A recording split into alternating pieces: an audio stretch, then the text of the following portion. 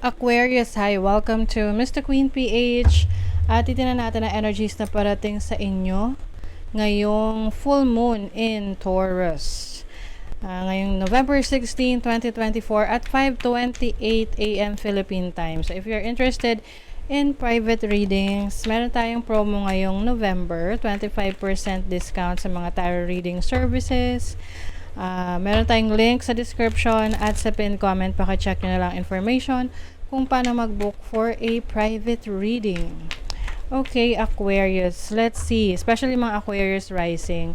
What's coming to you? So, itong full moon in Taurus is happening in your 4th house, your family life, your home life. Pwedeng magkaroon ng drama, no, sa family ninyo around this time. Pwedeng merong matitrigger or merong magiging emotional about the situation sa family na pwedeng mag-result ng pag-alis sa bahay or paglipat ng bahay. So, pwedeng ikaw to or a family member. So, unexpected to for some of you. Let's say, for example, sa bahay kayo ay extended family. Andun yung lolo mo, lola mo, parents mo, mga kapatid mo, and then yung mga asawa ng kapatid mo, ganun. So, pwede magkaroon ng challenging na situation that might leave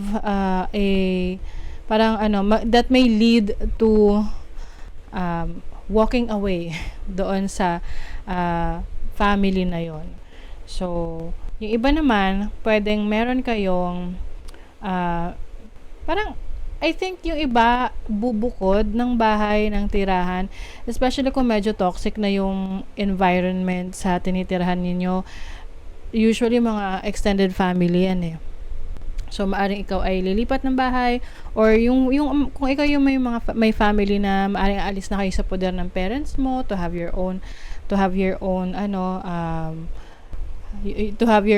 house or have your own space, kasi maaring may opportunity ka ngayon na makabili ng sarili mong bahay or makapag-rent ng sarili mong space.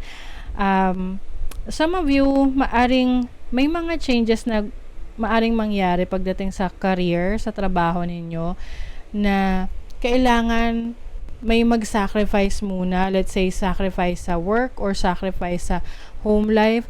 Example, meron kang asawa, tapos meron na kayong anak, or kailangan alagaan or asikasuhin nyo yung anak at walang mag-aalaga kundi ang isa sa inyo. So, pwedeng merong sacrifices pagdating sa work na yung isa pwedeng magre-resign muna sa trabaho para yung isa ang makapagtrabaho at isa makapag-alaga ng anak. So, mga ganon. Some of you naman, pwede ring merong challenge when it comes to a person in authority sa trabaho.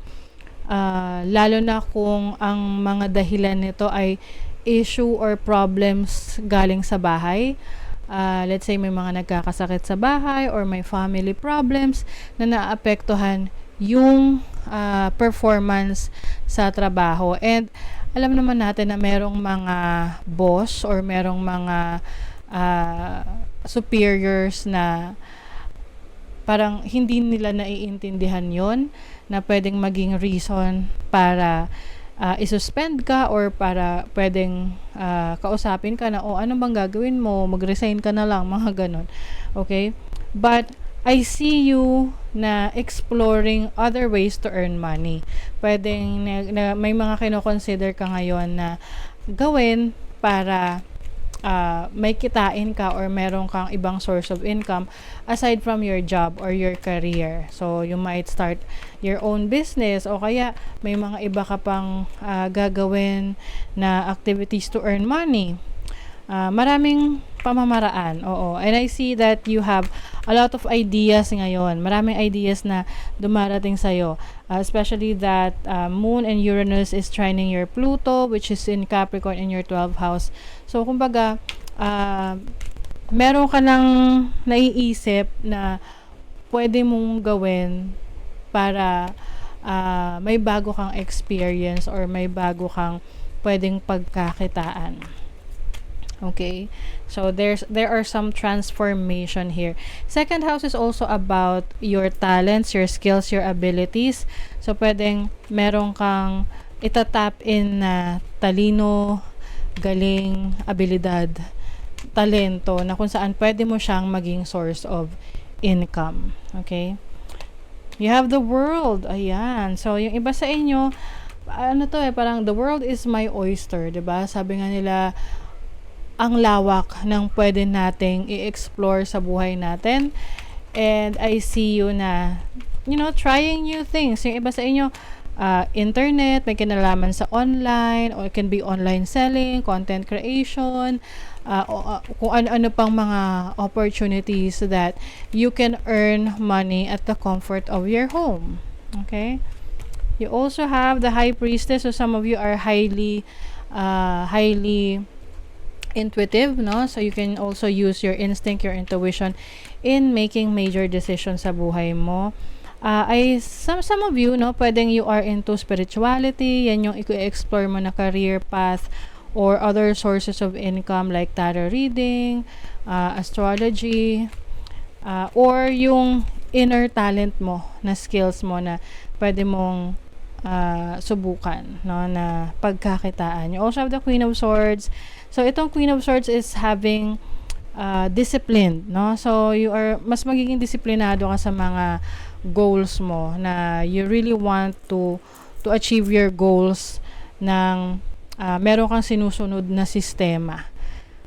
Oo, lalo na kung gusto mong meron kang panindigan ngayon, kasi it seems na medyo nagiging challenging talaga yung estado ng family, yung pagbabalance ng family, home life, tsaka ng iyong career path, trabaho, or your business. So you really want to make sure na may oras at panahon ka dyan. Kasi it might affect your mental health. Dahil doon, kasi syempre problema yan kung paano mo maaayos. But I think yung pagiging creative mo, this will also help you create opportunities. Let's see. Be humble. First quarter moon in Leo. So, yung humility kasi, maraming aspects yan na minsan ayaw natin makita tayo na ng ibang tao na may problema or parang feeling down. But sometimes, no, it's okay na maging vulnerable, dahil you'll never know kung sino yung pwedeng tumulong sa'yo or magbigay sa'yo ng advice na pwedeng maging valuable sa'yo or kapaki-pakinabang sa'yo yung advice na yon.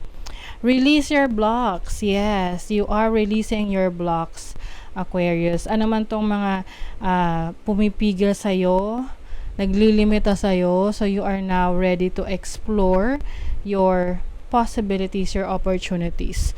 As long as willing ka na gumawa ng mga pagbabago. Okay? So that is your reading, Aquarius. Thank you so much. Good luck.